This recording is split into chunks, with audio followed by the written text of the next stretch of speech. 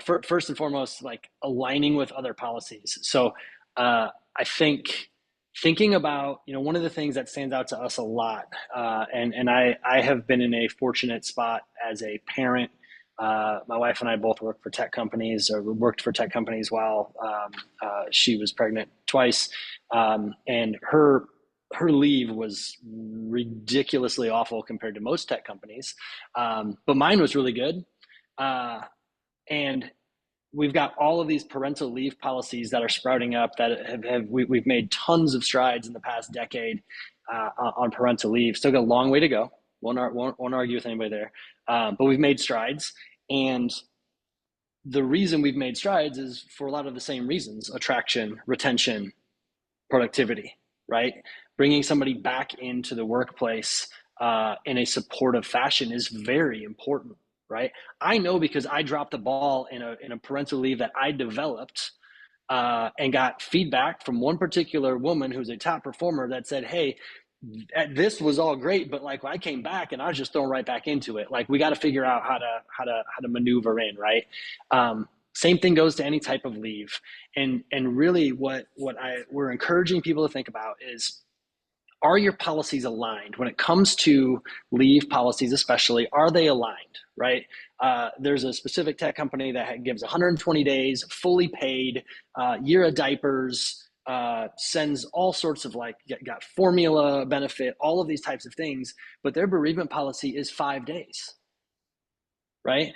Those don't seem to match. They don't seem to be aligned in the care that they're given, right? So we really encourage people to think about alignment, right? We're not going to tell you that you're misaligned, but we're going to say questions like, "Hey, what do your other policies say?"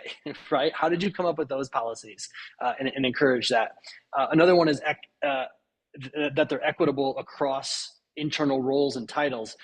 I have such a hard time almost daily on our sales calls, hearing about a C-suite executive that got more time than what the policy said because, quote unquote, they are an executive.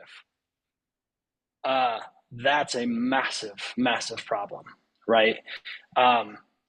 So thinking about how to keep these policies equitable, and again, this is a challenge to companies, not just on bereavement, but think about it across all of your policies. Are your policies equitable? And if they are not, they need to be reviewed. They also probably need to be reconsidered on why they exist, right?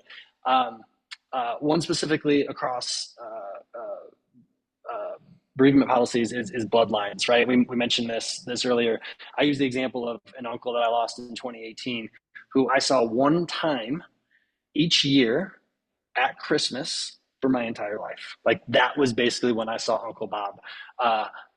He and my dad weren't very close. There wasn't a whole lot for me to do except attend the funeral, make sure my family was okay, and pretty much get back to work.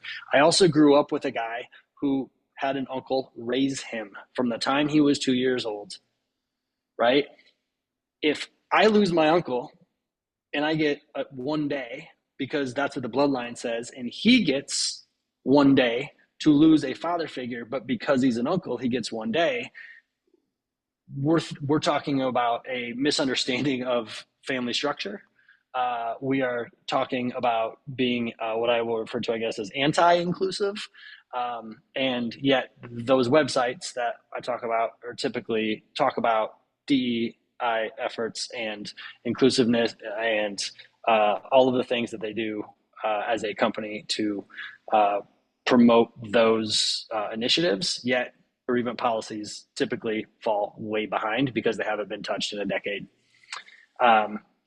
And the last one we're starting to see a lot of is non-consecutive leave. So allowing people in the first year to take time whenever they need it, right? Some of the more advanced that have 20, 30 days are, you can spread it out as you need. You see that in some parental leave policies as well. But as non-consecutive leave pops up, you start to talk to people who have a better understanding of how grief shows up at work. And it's unannounced, as many of you alluded to. It shows up in a very unannounced fashion.